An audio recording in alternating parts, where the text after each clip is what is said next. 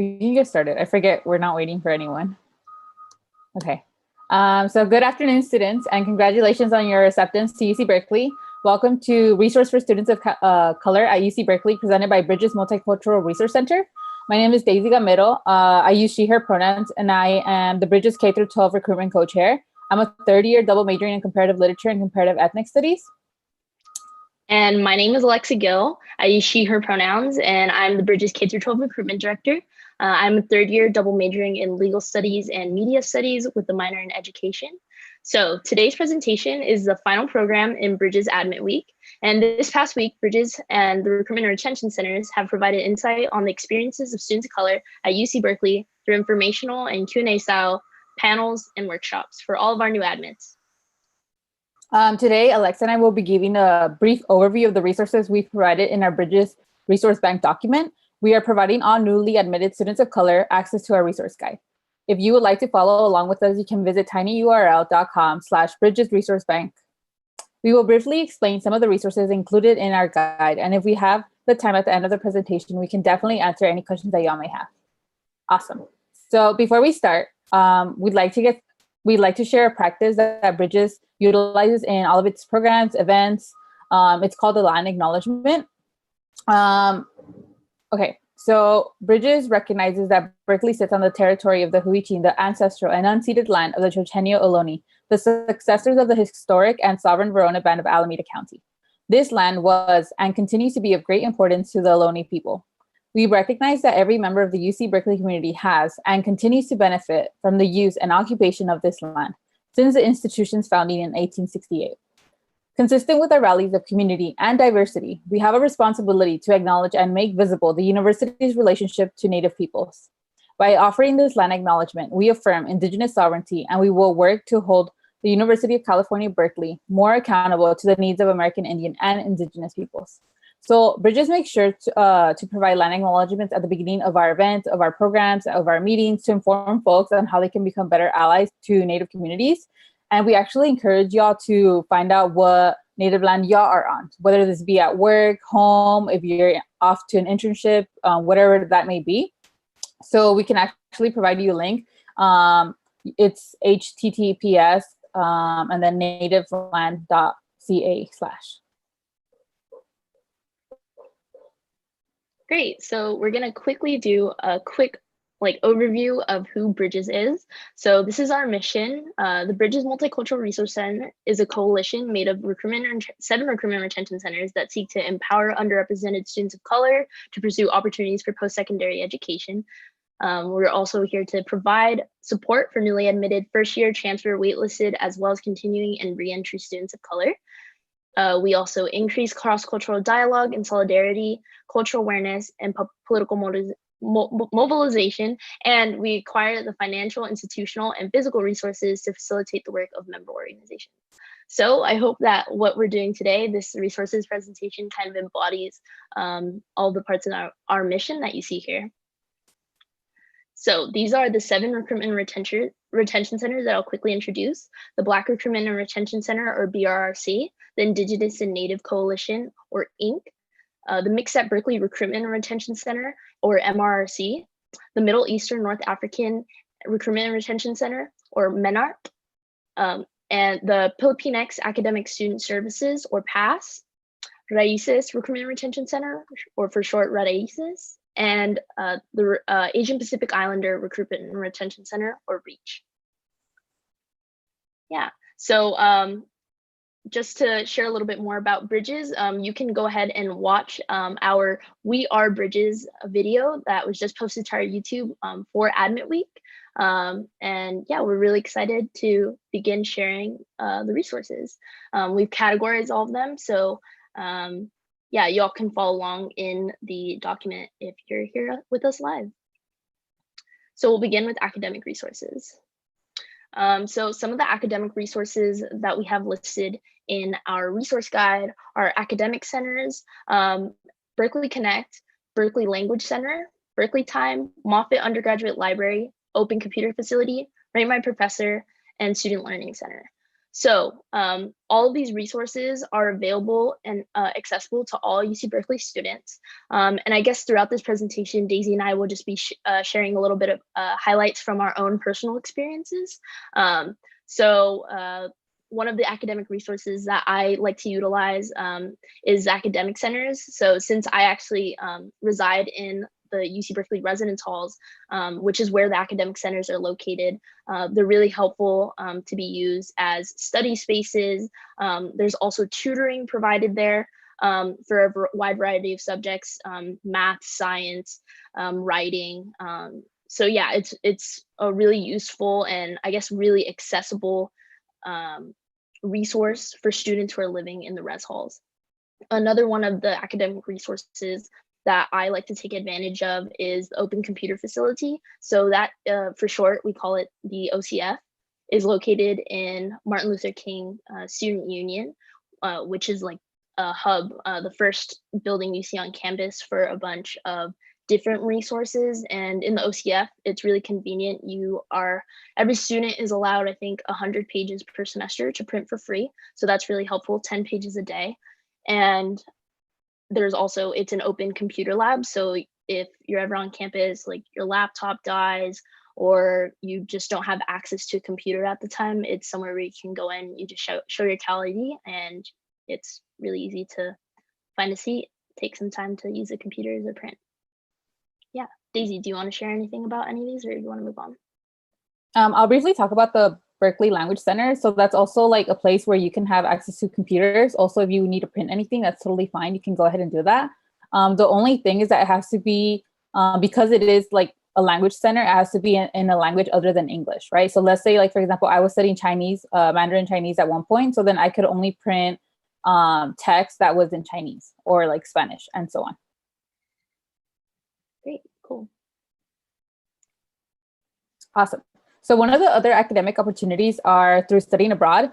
So you can do studying abroad with CIEE, study abroad program. So that's a study abroad program that's not affiliated with Berkeley, but you can still study abroad and earn points. You just have to make sure that you do the right paperwork and that you are talking to your college advisors and or major advisors so that you can make sure that some of the classes that you are taking abroad through that program still apply to your major, right?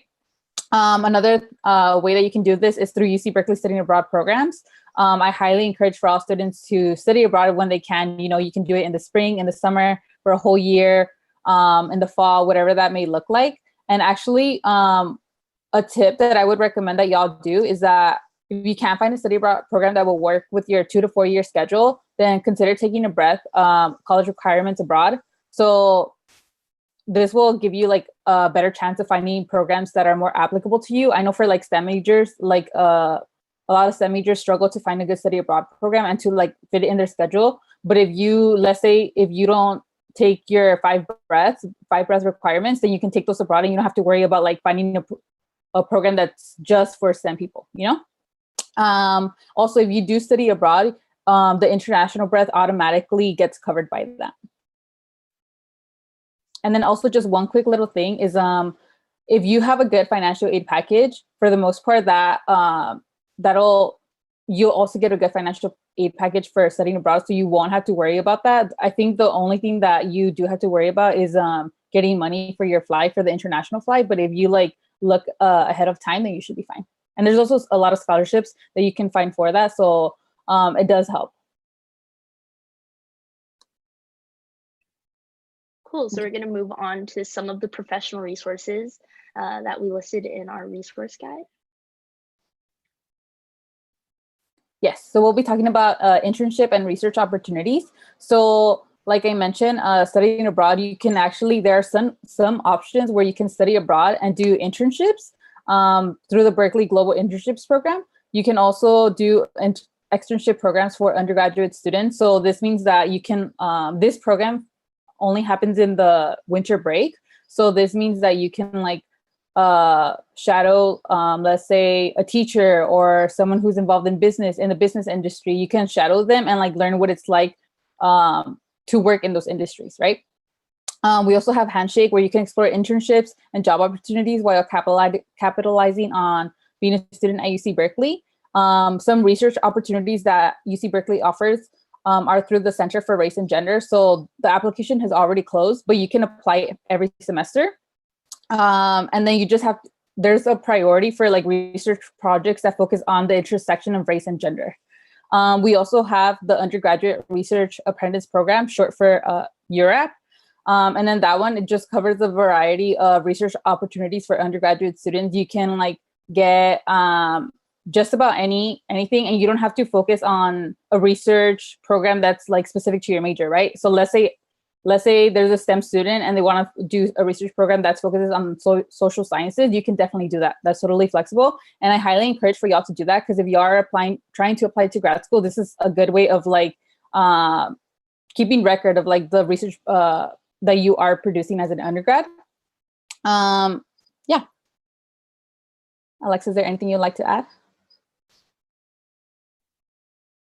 No, yeah, I think I can kind of tack on to Handshake in our next slide. So these are a few of the resources we shared for working careers.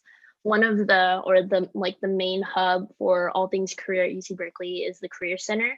So they provide advising on all sorts of things in terms of your career. So they can provide information in the resource fairs. They have job listings in the center. You can sign up for quick counseling appointments with a Career Center advisor. They offer workshops and a bunch of more resources throughout the year. They also have recently been doing, at least for the students this semester since we transitioned to online learning, they were offering like a check on your resumes. And so that's really cool. They also do like cover letter workshops, all things professional, basically. So that's one great resource that you can utilize. Another one, like I said, is Handshake. And so that's like our online platform, kind of like a personal LinkedIn for UC Berkeley. So students are able to see not only job postings for UC Berkeley on-campus jobs, but also outside jobs, outside companies have partnered with Handshake and UC Berkeley to post their own job listings there. So it's a great way to find internship job opportunities, similar to what was mentioned in the internship slide. Next pro tip is creating a LinkedIn account. So that's actually something that, from personal experience, I didn't create until I came to UC Berkeley. And now I've seen how useful it's been. It's actually how I found my internship for this summer. So I definitely recommend creating a LinkedIn account, starting to kind of build it up. It's a great way to keep track of what you've done throughout your college career. And yeah, same thing, great place to find internship opportunities, job opportunities, and the like. And finally, we also listed the Public Service Center, which is very similar to the Career Center. It's really a great place to take advantage of if you're interested in service. So they have special programs and leadership opportunities, such as Cal in the Capital, one of their most famous, or one of their biggest programs, where students are able to travel to Washington, DC for the summer and intern there. So yeah, those are a few of the working career resources that are part of the resource guide. Daisy, do you have anything to add to this one? Yeah, so for the Public Service Center, there's many internship opportunities, volunteer and community services that y'all can engage with. So, and actually, if you don't find any organizations on campus that you want to be a part of, or maybe there are organizations that are kind of doing the work that you want to do, but not necessarily in a specific focus that you want to carry out your community service work, then you can definitely start out your own organization. You can apply to the Haas undergraduate leadership application. And then that way you can get funding to start your own club. And then you just have to make sure that you can provide a plan showing how you're going to, like, what specifically your organization is going to be doing, and like what are the accomplishments and what do you plan to have done by the end of the school year or the semester.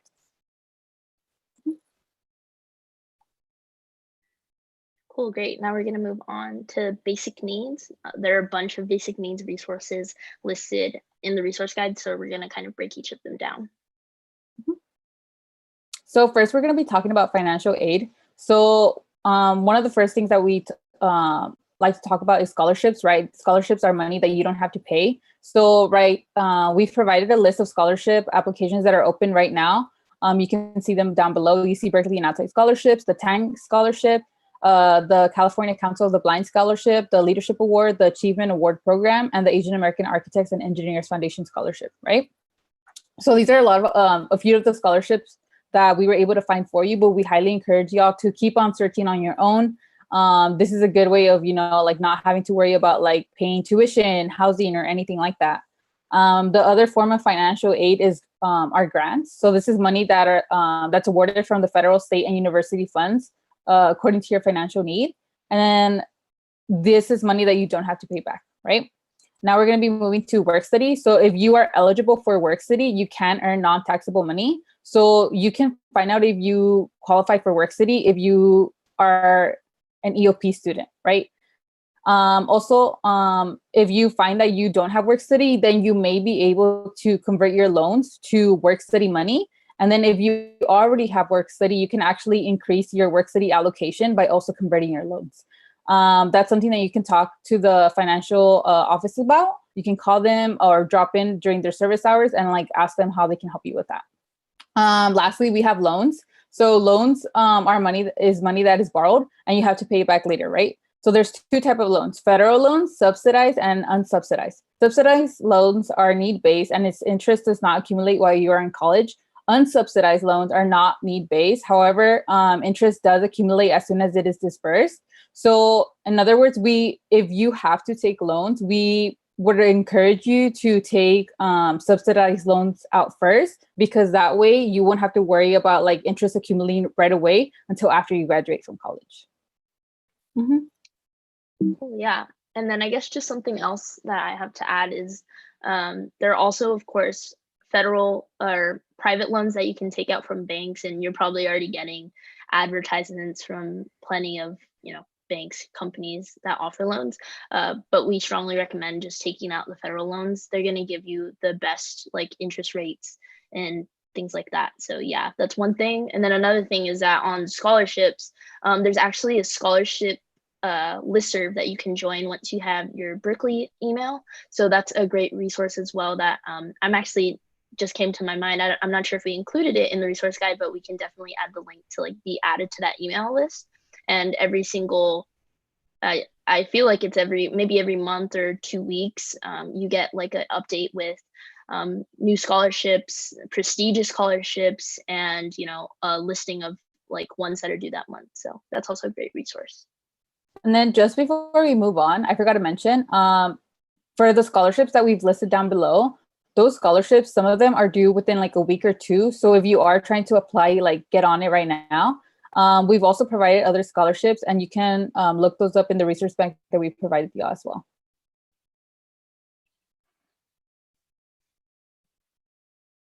Okay, so now we're going to be moving on towards food, health, and housing. So for food, there's a lot of resources that y'all can access. We have the Alameda County Community Food Bank, Berkeley Food Network, Berkeley Food Pantry, Berkeley Student Food Collective, Cow Dining, CowFresh at Berkeley, and Imperfect Produce, right? So a lot of these resources, you can just, like for example, I can speak for Berkeley Food Pantry. If you have your Cal Student ID as an undergrad, you can just go into the food pantry center and then just get whatever you need. So they offer things like pasta, vegetables, bread, essential food items like that. And then if you just swipe your Cal ID, that's it. That's all you need to get the food. It's totally free. We also have Cal Dining in the units. Alexa maybe can speak a little bit more about that. We also have CowFresh at Berkeley. So CowFresh at Berkeley, I highly recommend students to apply. If you're EOP, then you definitely qualify for CowFresh. And actually, UC Berkeley has a center where they can help you fill out the CowFresh application. And then basically you report that you're one student and you're the only one who's going to be feeding yourself, looking after yourself. So they should be giving you about $200 or less or slightly less per month, right? And then for one person, that should be kind of enough to help you. And if it's not, then at least that's one way that you don't have to worry about spending so much money. Cool. Yeah, I can talk a little bit more about Cow Dining while we're on food. So Cow Dining is like the official dining provider of UC Berkeley. They're the ones who are running the on-campus restaurants and all of the dining halls across campus. So whether or not you live in the residence halls, you can purchase a meal plan. So if you are, example, for your first year living in the residence halls, you'll automatically get a meal plan with your housing contract. And if not, again, you can purchase one. So with the purchase of a meal plan, you can access all dining commons with meal swipes. So the different plans have a different number of meal swipes per week or unlimited meal swipes for the highest plan. And you also get like dining points or flex dollars are what they're called. And with the flex dollars, you're able to make purchases on campus and in all like the convenience stores across campus. For example, there's one in our gym where you can, like, if you ever forget like a water or you need a snack after your workout, you can go buy one. The most popular dining or on-campus restaurant is the Golden Bear Cafe, and students can use meal points there, which is a lot nicer than having to, pull out your cash and spend like real money. So yeah, that's the official dining provider of UC Berkeley. Mhm.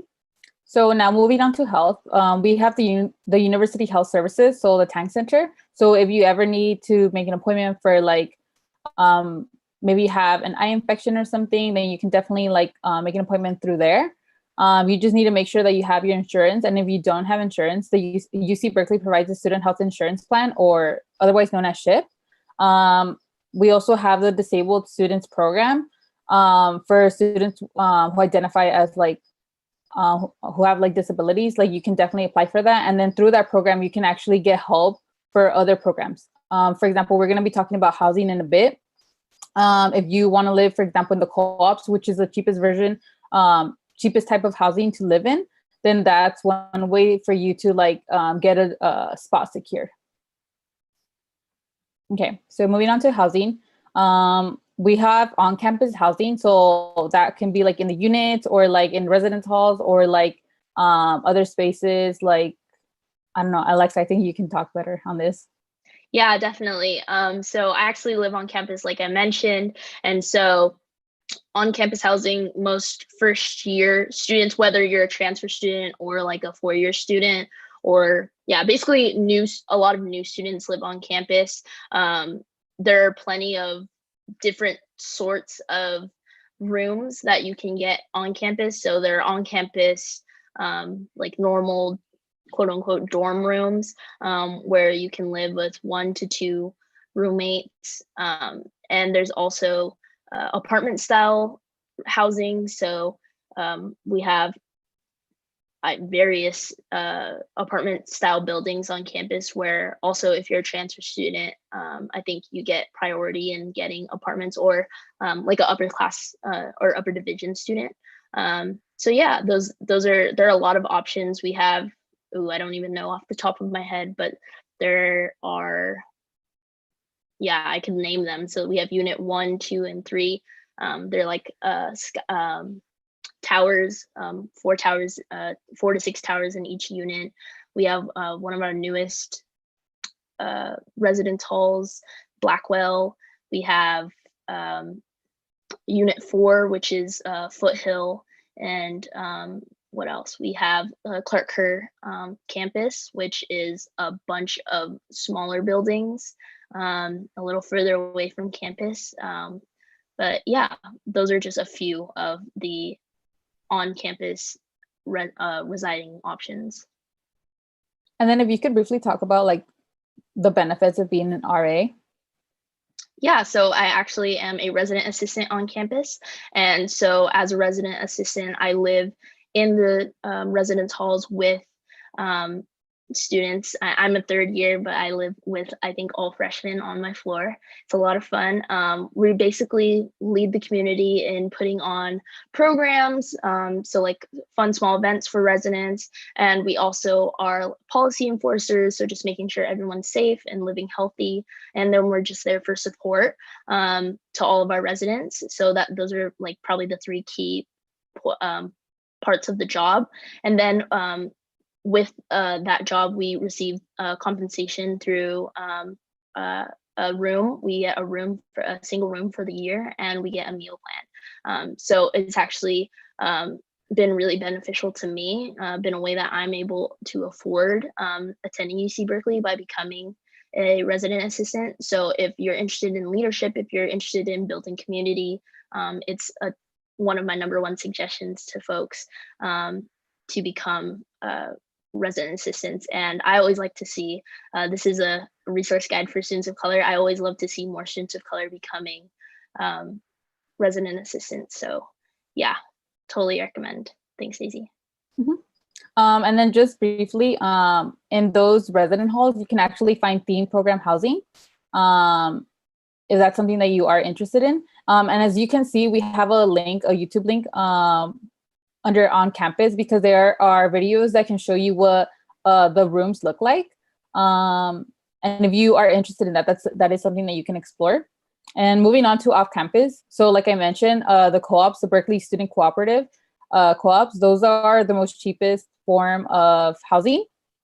And then we also have University Village, and we also have Facebook groups like UC Berkeley Off Campus Housing, UC Berkeley Housing, and Housing Rooms, Apartments, Sublets, and Free and for Sale. And we actually highly encourage that all of y'all open up a Facebook account if you don't already have one, and to join these groups right away, because this is where you can find a lot of information, right? So if you're trying to live off campus, a lot of people post their leases, right? They can be like, oh, my lease is ending this semester, this year, in a month, can someone take over? Or let's say you already live in an off-campus housing, and then your apartment, and you're trying to study abroad in the summer, but you don't want to have to pay for those 3 months that you're not going to be using the apartment, then you can like sublease your apartment, right? We also have Free and for Sale, where basically you can get a lot of resources, like iClickers, and also like course readers. So sometimes books are sold at a cheaper price right there. So that's something also that you can look into. And yeah, Alexa, is there anything else that I missed? No, yeah, I think joining Facebook groups is literally like the #1 thing that I tell all of my residents when they first move in. It's also not just a way to find housing and items like Daisy mentioned, but a great way to also find opportunities like to join clubs on campus. And that's a good segue into our next section, which is student life. So yeah, on Facebook, that is the main way I'd say at UC Berkeley that student groups post when their events are, share ways in which you can apply to become a part of organizations, become interns or members, things like that. So yeah, completely definitely recommend creating a Facebook account and starting to look into things now before you attend UC Berkeley if you're interested. So yeah, now on to student life. We've listed these resources from our resource guide. So Cal Black Student Union, or Cal BSU, Center for Education, Equity and Excellence, or CE3, Center for Educational Justice and Community Engagement, EJCE. We also have the Educational Opportunity Program, EOP, the LEAD Center, Night Safety Services, Recreational Sports Facility, or the RSF, the Reentry Student Program, and UCPD, which is the UC or the campus's police department. So these are kind of a little bit more all over the place. They're not exactly related, but each of them is useful to know about and to utilize. So I guess to talk on one from my experience is the LEAD Center. So the LEAD Center is actually where Bridges board members are able to meet with our advisors. That's where they are located. That's where we're able to access them. It's the main center where, as Daisy was mentioning earlier, like if you want to create your own club, you would go through the LEAD Center, consult with LEAD Center advisors to be able to create that club. Again, it's also puts on plenty of events and workshops for leadership development for student leaders. So yeah, I definitely am kind of in there. Daisy and I are in there, have been in there pretty constantly for the past year. But yeah, it's one very helpful resource if you want to really get involved. Yeah, they also are the ones who put on Calapalooza, which is like the beginning of the year sort of like student organization fair, where you'll see like hundreds of tables of students showing off their clubs and asking y'all, our new students, to join. So yeah, that's a lot of fun when it goes on. Daisy, do you want to share more about maybe like EOP? Yeah, so EOP helps historically marginalized first-gen low-income students who've been admitted to Berkeley. And then one of the biggest things that I would say that's helped me a lot from EOP is their counseling services. So usually for students who, I know a lot of students who are in the LNS, Letters and Science college, and that college is actually very big. So sometimes like your counselors, they can give you advice, but it's more general, not as specific. And then also you need to keep in mind that as students of color, we have specific experiences that might not resonate with like the greater Cal community, right? So EOP is a great way for you to get counseling services. You know, there's counselors who know the struggles that we are going through, who understand what it's like to be a first-gen low-income student of color. So they can definitely like connect with you a lot more and give you more resources. Also, if you're looking into studying abroad, that's another way for you to like get more help for that. I know EOP also offers an internship program. So if that's something that you're interested in doing, then I would say go ahead and get involved. We also have the night safety services. I myself haven't used it, but I know that UC Berkeley provides night safety services because sometimes it can be kind of dangerous to walk at night. I could jump in. Yeah. Yeah. So, yeah, it's one of the issues or concerns that students have before attending UC Berkeley is safety, especially in the area and at night. So yeah, as Daisy was mentioning, Berkeley provides these services so that you never have to like fear walking by yourself, walking alone at night when you're going to and from classes, or even being able to like ride a bus that is closer to where you live that runs late into the night. If like, for example, you live in the residence halls, the night safety shuttle like hits every single one of them. So you could go straight from campus back to the residence halls by riding the night safety shuttle. Bear Walk is, like I mentioned, the resource where you can literally call at wherever you are on campus to be walked home by a community service officer, which are usually students. So it's pretty cool. Like you just get to walk home with the student, make sure that you get home safe. And then the door service ensures that you know, at all times of the night, because it runs in the early morning. I don't have the exact hours pulled up in front of me, but I think it's like 2 a.m. to 5 a.m. or something like that. It ensures that you also are, it's basically like an Uber for students. So yeah, you never have to leave campus alone or feel unsafe when you're walking outside by yourself. Yeah. I'll also briefly mention the recreational sports facility, or the RSF. So as students who are admitted to UC Berkeley, you automatically get charged for like using the RSF center. So if you are interested in, you know, working out or taking some physical activity classes, please do so. You're already paying for it, so you might as well take advantage of that. And we also have the reentry student program. For students, you know, there are some students where sometimes you might need to take a year off, a semester off, maybe like several years off, and that's totally fine. It's totally valid. You know, whatever you need to do, like do it. But that center is there to help reentry students. Mm-hmm. Yeah, and I think one more thing I want to add is a little bit on the Center for Educational Justice and Community Engagement. So in those centers, you'll actually find student development offices that apply to specific student populations. And so one that I can give an example of is the Native American Student Development Office that I know works very closely with the Bridges Recruitment and Retention Center for Native folks, which is Indigenous and Native Coalition, Inc. So yeah, I really encourage y'all to check them out too. They offer resources that, they offer resources, and they also offer like an understanding of a community you identify with. So they're similar to Bridges, but they're a little bit different in the way that they function. They're not student run or student led. They have professional staff members and advisors. So yeah, definitely recommend that as a resource as well. Cool, we can move on. Mhm.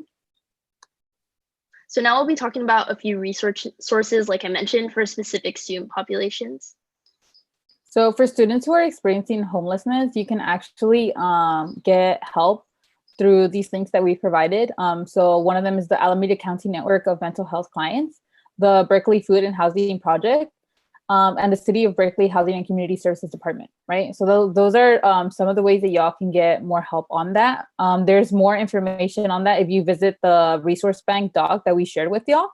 Also for students, for student parents, if y'all need more help with like childcare, you can definitely seek help from the Berkeley Food Networks, the School Pantry Program, the Student Parent Center, and the Bear Pantry, who helps with diaper assistance.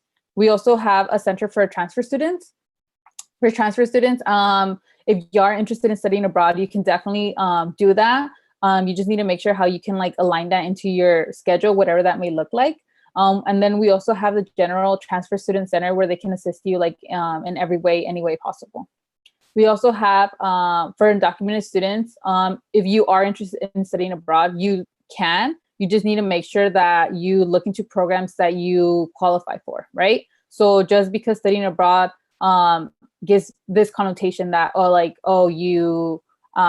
you can only study abroad in other countries. That's not actually true. You can study abroad within the US. So for example, if you are interested in going to New York or some other state within the US, that's definitely something that you can look into.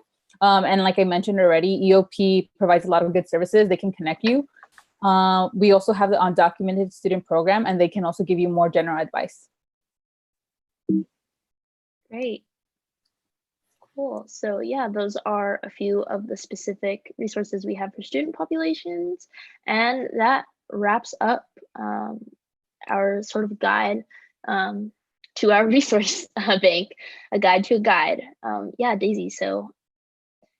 Yeah, thank you for joining us. This Q&A was brought to you by the Bridges Multicultural Resource Center.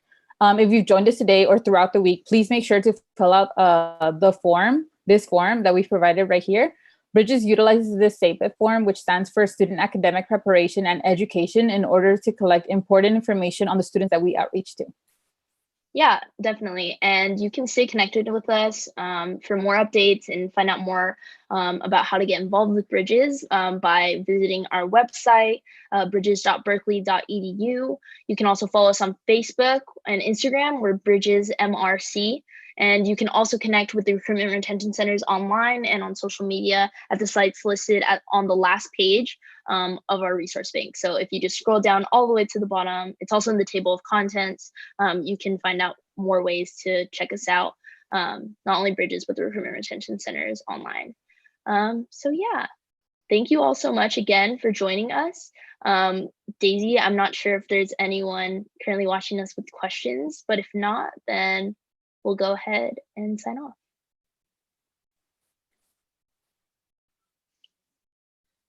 Let's see. Yeah, I don't see anyone who's currently on. Yeah. Okay. Well, that's fine. Again, thank y'all for participating with us throughout Admit Week. We really enjoyed being able to meet some of you and talk to you. Again, if you have any questions, feel free to reach out to us. Our information is not only here on some of our YouTube videos that are listed, but we also have all of our information listed in the resource guide. So thank you from Daisy and I, and we'll see y'all soon. Bye. Bye. Thank you.